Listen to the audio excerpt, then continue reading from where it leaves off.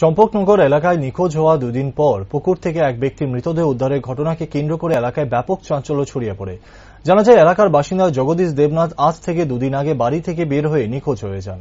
তার পরিবারের লোকজন বিভিন্ন জায়গায় খোঁজ খবর নিয়েও কোনো সন্ধান পাননি জগদীশের।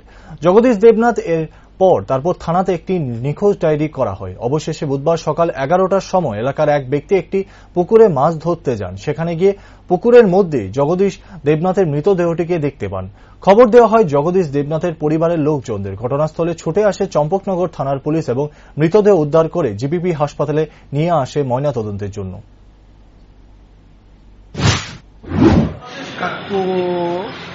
গত পরশুদিন আমরা বাড়িতে গেছিল সন্ধ্যার সময়, যাওয়ার পরে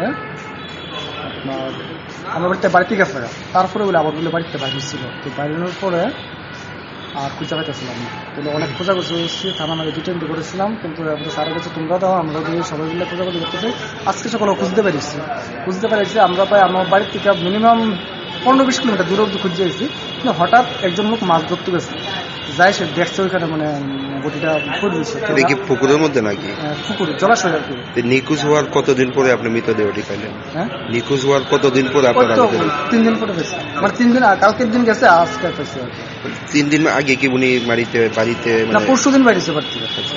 বাড়িতে কি করে বেরিয়েছে? বাড়িতে বলতে এমনি একটু ঘোরাঘুরি বা এরকম বাড়ি ছিল আর কি।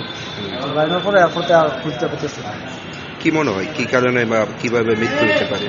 এমনি তো তেমন কোনো প্রবলেম না, এমনি সবসময় ভালোই বা কোনো ঝগড়া কোনো। যেহেতু পুকুরের মধ্যে থেকে মৃতদেহটি উদ্ধার হয়েছে, এতে কি মানে আপনাদের কোনো সন্দেহ হয় যে? না, আমরা এমন কোনো সন্দেহ না কাকু, বলতে একটু হাঁটাহাঁটি করতে বেশি ভালো। সম্ভবত ওই সাইডে গেছে কি লিখে কইতে পারতেছি না।